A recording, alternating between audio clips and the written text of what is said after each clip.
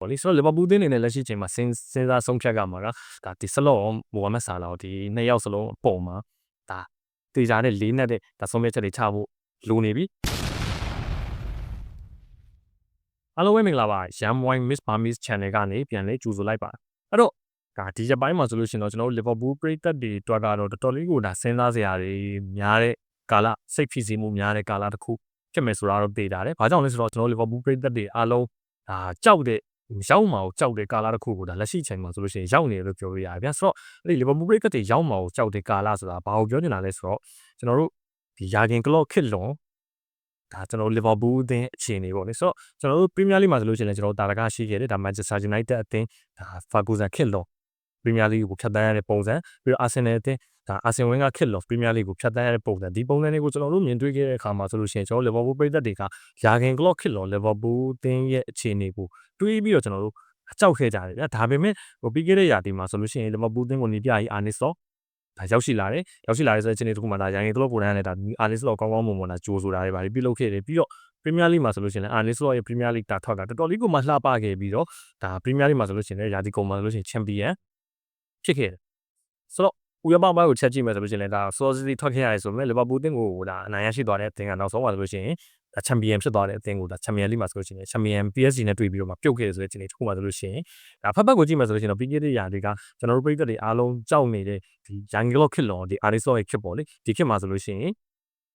်လီဗာပူးအသင်းကတော်တော်လေးကိုမှကျွန်တော်တို့ရင်အေးခဲ့ရတယ်ပေါ့လေဒီတင်ပုံစံတိုင်းဆိုလို့ရှိရင်တော့ငါတို့အသင်းကတော်တော်လေးကိုမှရှေ့လျှောက်အခြေအနေပိုကောင်းဖို့ပဲရှိရဆိုပြီးကျွန်တော်တို့တွေးခဲ့ကြတယ်တွေးခဲ့တဲ့အတိုင်းကိုလည်းဒါဇန်နဝါရီပြီးခဲ့တဲ့အပြောင်းရွှေ့မှာဆိုလို့ရှိရင်ဒါရာသီကိုပြောင်းရွှေ့ကြားထဲမှာဆိုလို့ရှိရင်ဒါလီဗာပူးအသင်းကလူခေါ်ယူမှုတွေကိုတော်တော်လေးကိုပြုလုပ်ခဲ့တာကိုတွေ့ရတယ်အဲ့ဒီမှာဆိုလို့ရှိရင်ဒါပရီးမီးယားလိမှာစံချိန်တွေပြောင်းရွှေ့ခြင်းရှင်တွေဖြစ်တဲ့ Florian Wirtz လိုကစားသမားမျိုးကိုကျွန်တော်တို့လုံးဝမမျှော်လင့်ထားဘူးလီဗာပူးအသင်းကကန်လန်းနေနောက်ဆုံးမှာ Florian Wirtz ကိုယ်တိုင်လည်းလီဗာပူးအသင်းမှာလာပြီးတော့ဆော့ကျင်နေဆိုတဲ့သတင်းတွေကိုကြားရတယ်နောက်ဆုံးမှာလီဗာပူးအသင်းကိုရောက်ရှိခဲ့တယ်ပြီးတော့ဒါမီလိုကာကက်ဆိုဖရင်ဖောင်လို့ကစားသမားမျိုးတွေပါတယ်ပြီးတော့ Alexander Isak လိုကစားသမားမျိုးတွေပါတယ်ဆိုတော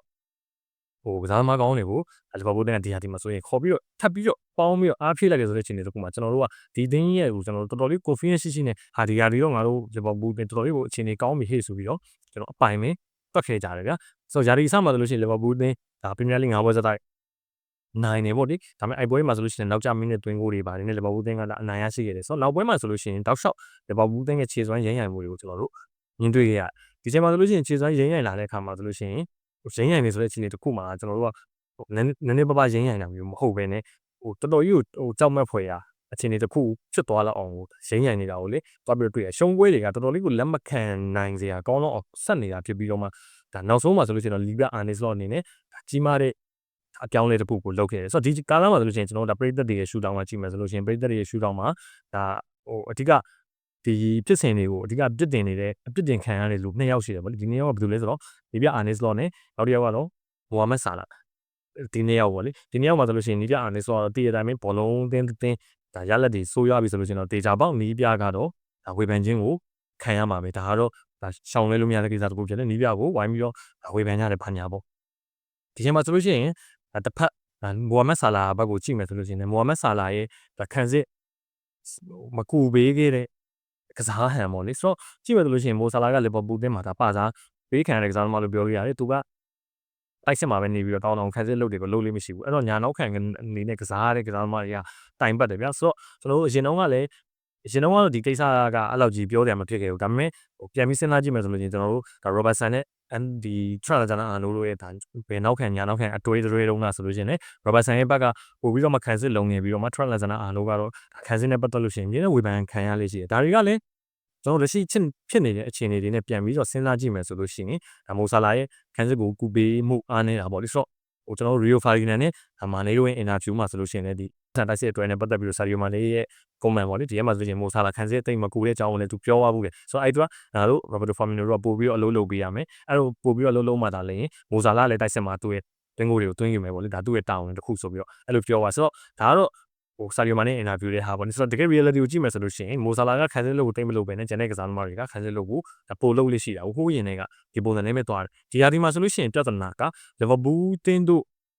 ့ဒါရေဆိုင်ရခက်ခဲနေတာလောင်ဘောတွေရေဆိုင်ရခက်ခဲတယ်အရင်တော့ဆိုလို့ရှိရင်ပရီးမီးယားလိမှာကဒါ ကျွန်တော် video တစ်ပုဒ်မှာလည်းကျွန်တော်ပြောဖို့ပါတယ် Pep Guardiola ရဲ့ model ကရန်ခစ်စားလာတဲ့ဆိုတဲ့အချိန်မှာအသင်းတော်တော်များများ play off လုံးနဲ့ဘောလုံးတွေအမြင့်ကြီးပေါ်မှာပဲရှိတယ်ဒီချိန်မှာဆိုလို့ရှိရင် Liverpool အသင်းက high pressing နဲ့ဆော့နေတာဆိုတော့ဒီအသင်းတွေကိုကျွန်တော်တို့ကရှင်ကစားနိုင်တယ်ဘယ်အသင်းပဲဖြစ် Manchester City ပဲအသင်းဖြစ်ဒါပေမဲ့လက်ရှိချိန်မှာဆိုလို့ရှိရင် Liverpool အသင်းကမြေကြီးပေါ်မှာတော်တော်လေးကိုကစားပေါ်ကကောင်းနေတော့မယ်ပြဿနာကဒီ long ball တွေကိုကာကွယ်တဲ့နေရာ second ball ကောက်တဲ့နေရာဒီနေရာမှာဆိုလို့ရှိရင်ကျွန်တော်တို့ရင်တော့ကွင်းလင်ဖြစ်တယ်ဒါ Trent ဒီ Jordan Henderson တို့ Gini Wijnaldum တို့ပြီးတော့ Fabinho တို့မဟုတ်တော့ဘဲနဲ့လက်ရှိကွင်းလင်က Ryan Gravenberch, Alexis Magnus ဒါ Dominic Szoboszlai ဒီຢာဒီမှာဆိုလို့ရှိရင် Florian Wirtz ကိုပါကျွန်တော်တို့ထည့်တော့မယ်ဆိုလို့ရှိရင်ဒီကွင်းလင်ကဟို tactical technique ကိုဦးစားပေးတဲ့ကွင်းလင်ဗျာဆိုတော့ဒါ second ball ကောက်တယ်ဆိုတဲ့နေရာမှာလေကျွန်တော်တို့ကဒါ tactical skill တွေဘယ်လောက်ကောင်းနေပဲပြီးတော့ technical skill တွေဘယ်လောက်ကောင်းနေပဲပြောဒါ ball rate ကအများကြီးလိုအပ်တယ်ဗျာဘာကြောင့်လဲဆိုတော့ဘောလုံးကဘယ်ကိုကျမယ်မှမသိဒီကျမယ်ဆိုတဲ့နေရာမှာကိုယ်နဲ့အနည်းဆုံးဖြစ်နေဖြစ်မယ်ဝင်းရင်လည်းဝင်းနေမယ်ဒါပေမဲ့ကိုဒီကွင်းလယ်မှာရှိတဲ့ကစားသမား3ယောက်ကဒီဆုံးတွေကိုနေရာယူရပြီးတော့မှကိုစုံတွေကိုဝင်လာတော့ချင်းပြေးပြီးတော့ဒါ physical ကျူတွေကိုပြေးပြီးတော့လောက်ရမယ်ဆိုတဲ့ပုံစံမျိုးတွေဗျာဆိုတော့ဒီနေရာမှာဆိုလို့ရှိရင်လည်းဘောဘူးကွင်းလယ်ကတော်တော်လေးအားနည်းနေတာဖြစ်တဲ့အတွက်ဒီ second ball တွေမှာဆိုလို့ရှိရင်အတိအတာကိုခံနေရတဲ့ set piece တွေကနေပြီးတော့မှဂိုးတွေတိတိတတ်တာပေးနေရတယ်တစ်ဖက်မှာလည်းဒါ Virgil van Dijk တို့ Ibrahima Konate တို့ရဲ့ individual error တွေ Virgil van Dijk ဆိုလို့ရှိရင်ဒါခြေရန်ကျဆင်းလာတယ်ဆိုတော့တော်တော်လေးကိုဒါတိတာတယ်ဗျာကျွန်တော်တို့ပေးလိုက်ရတဲ့ဂိုးတော်တော်များများမှာ Virgil van Dijk ရဲ့အခြေသွမ်းကျဆင်းမှုကြောင့်ပေးလိုက်ရတဲ့ဂိုးတွေလည်းအများကြီးရှိလို့တစ်ဖက်မှာ Ibrahima Konate individual error တွေကနေလည်းကျွန်တော်တို့ဂိုးတွေကိုအများကြီးပေးနေရတာလည်းဖြစ်ဆိုတော့အဲ့ချိန်မှာဆိုလို့ရှိရင်အသင်းကခံစစ်ကိုပို့ပြီးတော့ဒါလက်ရှိချိန်ထဲမှာဆိုလို့ရှိရင်ဂိုးတွေပေးနေရတယ်ဆိုတော့ခံစစ်ကိုပို့ပြီးတော့ကစားဖို့လိုလာတယ်ဒီချိန်မှာဆိုလို့ရှိရင်မိုဟာမက်ဆာလာရဲ့ခံစစ်ကိုဝင်ပြီးတော့မကူပေးခြင်းကအသင်းအတွက်ပြဿနာတစ်ခုလိုမျိုးဖြစ်လာတယ်ပေါ့ဗျာဆိုတော့ဒီຢာဘူးပိတ်သက်တော်တော်များများလည်းထောက်ပြရဲဆိုတော့ပိတ်သက်တွေတောင်မှဗျာဒီလောက်ထောက်ပြနေတယ်ဆိုလို့ရှိရင်ဒီအသင်းကိုကင်တွင်နေတဲ့နီးပြအာနေဆော့ကမတိပဲနေမှာတိတာပေါ့ဒါပေမဲ့ဟိုသူ့အနေနဲ့မိုဟာမက်ဆာလာဝေရန်ကုန်ပို့ဖို့တော့ကဒါတိတ်လွယ်တဲ့ကိစ္စတစ်ခုတော့မဟုတ်ဘူးဆုံးဖြတ်ချက်ချဖို့လည်းမလွယ်တယ်လို့နောက်ဆက်တွဲကိစ္စတွေကလည်းဒါလွယ်တဲ့ကိစ္စတော့မဟုတ်ဘူးနောက်ဆုံးမှာတော့လီဗာပူးအသင်းတို့ဒါအိမ်ဝင်းအန်ဖီမှာပဲဒါရှုံးနေပေါ့ဗျာအိမ်ဝင်းနေမှာဝေးဝင်းနေမှာဒါမရှောင်မဲနဲ့တောက်လျှောက်ရှုံးလာတယ်ဆိုတဲ့ခါမှာတော့နီးပြအာနေဆော့အနေနဲ့ဒါအပြောင်းလဲစပြီးတော့လုပ်ခဲ့တယ်ဒီမိုဟာမက်ဆာလာရဲ့နေရာမှာဆိုလို့ရှိရင်ကျွန်တော် Florian Wirtz ကိုထည့်ခဲ့ပြီးတော့မှ Dominic Szoboszlai ကိုဒီမိုဟာမက်ဆာလာရဲ့နေရာမှာတုံးခဲ့ပြီးတော့ဒါ Florian Wirtz ကိုကွင်းလယ်မှာလွတ်လွတ်လပ်လပ်လှုပ်ရှားစေတဲ့ပုံစံမျိုးနဲ့ကစားခဲ့တာကိုတွေ့ရဒီချိန်မှာဆိုလို့ရှိရင်ကျွန်တော်တို့လီဗာပူးအသင်းရဲ့လက်ရှိကွင်းလယ်မှာလောအားအကောင်းဆုံးဖြစ်တဲ့ Dominic Szoboszlai ကိုဒီမိုဟာမက်ဆာလာရဲ့နေရာကိုထားလိုက်တဲ့ဆိုတဲ့နေရာမှာကျွန်တော်တို့လီဗာပူးအသင်းရဲ့ခံစစ်ကစားနှုန်းကတိတိတတ်တာကိုတိုးတက်လာခဲ့ပြီးတော့ဒါအသင်းရဲ့ကစားပုံကလည်းတိတိတတ်တာကိုဒါတိုးတက်လာတာကိုတွေ့ရဆိုတော့ကျွန်တော်ဆန်နာလန်အသင်းရဲ့ပွဲမှာဆိုလို့ရှိရင်ပထမပိုင်းမှာမိုဟာမက်ဆာလာကိုမထည့်ခဲ့ဘူးတော်တော်လေးကိုဒါလီဗာပူးအသင်းကဟိုကွန်ဘတ်ဖြစ်ဖြစ်နဲ့ကစားနိုင်ခဲ့တယ်ဒါပေမဲ့ဒုတိယပိုင်းမှာမိုဟာမက်ဆာလာကိုထည့်လိုက်တဲ့ဆိုတဲ့အချိန်တွေတခုမှလီဗာပူးအသင်းတဲ့ကစားပုံကလည်းပြောင်းလဲဖြစ်သွားတယ်ဗျာကျွန်တော်တို့ကမိုးဆာလာကိုနီးပြအာနေစတော့ဒီ white channel တွေမှာပဲတောက်လျှောက်တုံးနေတာကလည်းဒါအာနေစလော့ရဲ့အာနေချက်သူ့ရဲ့ idea တစ်ခုကလည်းမှားနေလို့ကျွန်တော်တို့ကမြင်နေဗျာဆိုတော့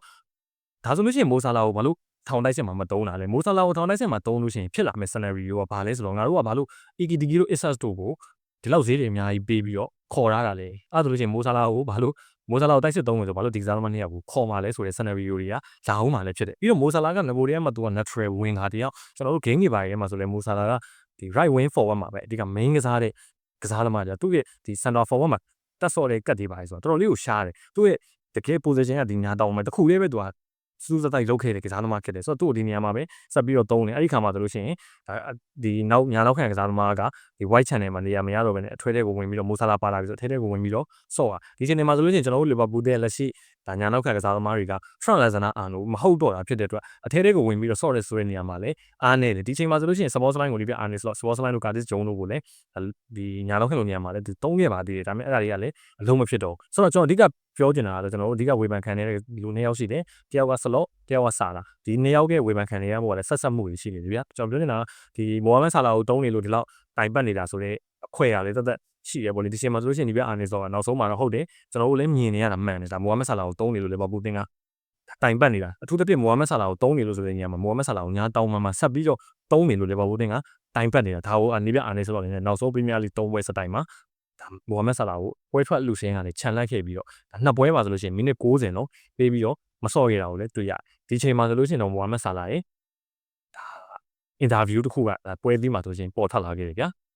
ဆိုတော့အင်တာဗျူးကဟိုကျွန်တော်တို့ဒီရိုးရိုးဖုန်းကင်မရာတွေပါနေရိုက်ထားတဲ့ပုံစံမျိုးပဲဗျာဆိုတော့ဘသူကလာပြီးတော့မိုဟာမက်ဆာလာကိုလာ view တာလည်းတော့မသိဘူးဒါပေမဲ့မိုဆာလာကတော့တော်တော်လေးကိုဒါစိတ်ပါလက်ရောက်နေသူဖြေခဲ့တာလည်းရှိတယ်ဒီထဲမှာဆိုလို့ရှိရင်ဒါသူဒါ promise တွေပေးခဲ့တယ်ပြီးတော့သူ့ကိုဒါ throw me under the bus ပေါ့လေဆိုတော့ချနင်းတယ်ပေါ့ဗျာမြန်မာလူပြောမှဆိုချနင်းတယ်ပေါ့သူ့ကိုချနင်းတယ်ဆိုပြီးတော့ပြောတယ်ပေါ့လေပြီးတော့သူက ဒီနေရာအတွက်တက်တည်ပြနေစရာမလိုဘူးဆိုတော့အဲ့ဒီမှာဆိုလို့ရှိရင် interview တစ်ခုလုံးမှာဆိုလို့ရှိရင်ကျွန်တော်ဒီ interview ကိုဒါကျွန်တော်တို့လက်ရှိချိန်မှာဒါ Fabrizio Romano ကလည်းတစ်ချောင်းချင်းစီတင်နေတာရှိတယ်ကျွန်တော်တခြား Liverpool ကျွန်တော်ပရိသတ် channel တွေကနေတောက်လျှောက်တင်နေတာရှိဆိုတော့ brother တော့ကြည့်လို့ရတယ်ကျွန်တော် video တင်တဲ့အချိန်မှာဆိုလို့ brother တို့ကြည့်ပြီးသွားလောက်ပြီးတော့ထင်ပါတယ်ဒီချိန်မှာဆိုလို့ရှိရင်ကျွန်တော်ဒီဆာလာပြောရတဲ့နေရာမှာကျွန်တော်လုံးဝမကြိုက်တဲ့တစ်ချက်ကဘာလဲဆိုတော့သူကဒီနေရာမှာ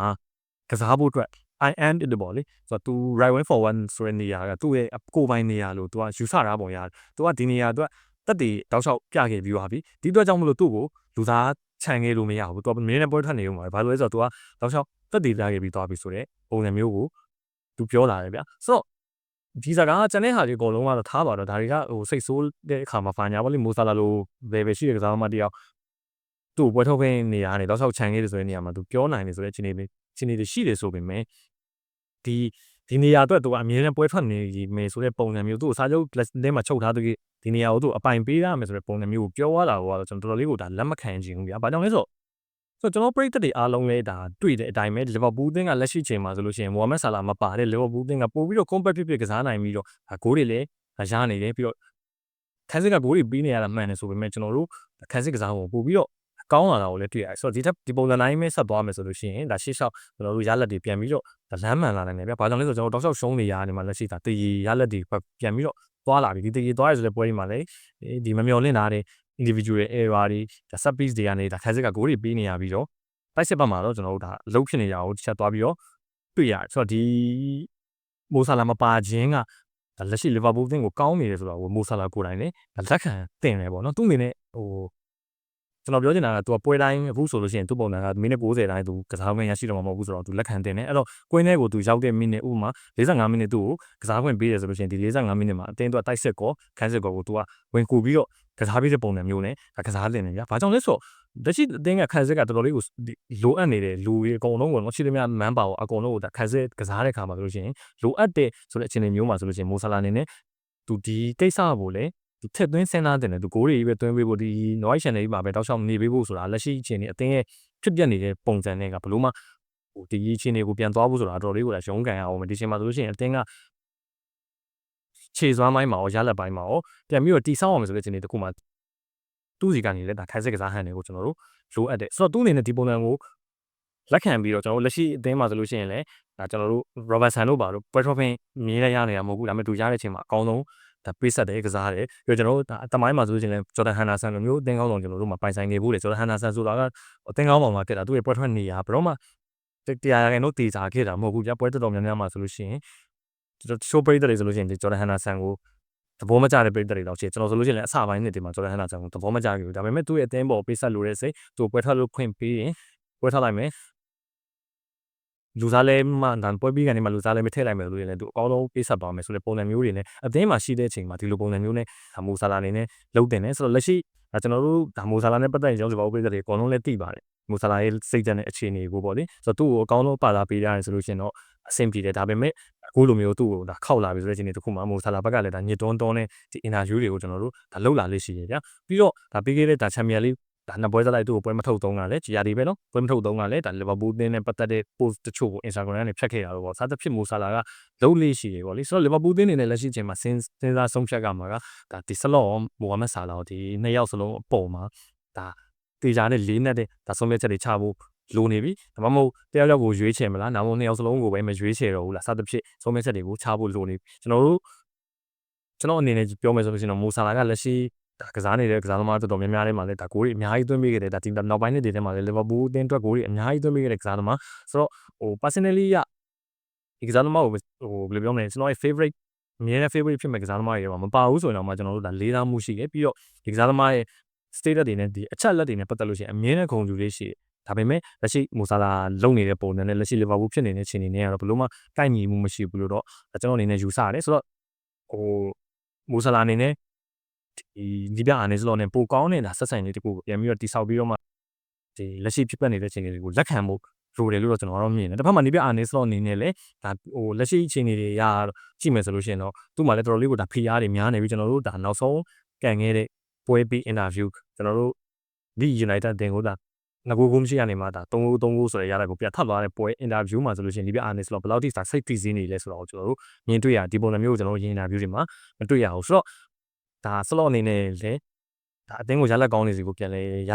ယူပေးဖို့လိုနေပြီဆိုတော့အချိန်ကတိတ်မကြံတော့ဘူးဆိုတော့သူ့တက်ခိုင်မာတဲ့ဆုံးဖြတ်ချက်တွေချဖို့လိုတယ်မိုဆလာကိုမလိုတော့ဘူးထင်လို့ရှိရင်သူဆက်ပြီးတော့မတိုးဖို့ပဲရှိတော့တယ်သူ့အနေနဲ့ဘာလို့လဲဆိုတော့အသင်းကသူ့ထပ်ပြီးတော့ဒါစောင့်ကြည့်ဖို့ဆိုတာရလက်တွေဒီတိုင်းဆက်ဆိုးနေရင်တော့မလွယ်တော့ဘူးဗျာအဲ့တော့နိုင်မွေးတွေပြန်လဲရရှိဖို့လိုတယ်ဆိုတော့ winning formula ကိုဒီပြ Arne Slot အများဆုံးပြန်ထုတ်ရင်ထုတ်မထုတ်လို့ရှိရင်လည်းဒါလက်ရှိထွက်နေတဲ့သတင်းတွေ Steven Gerrard ကိုယာ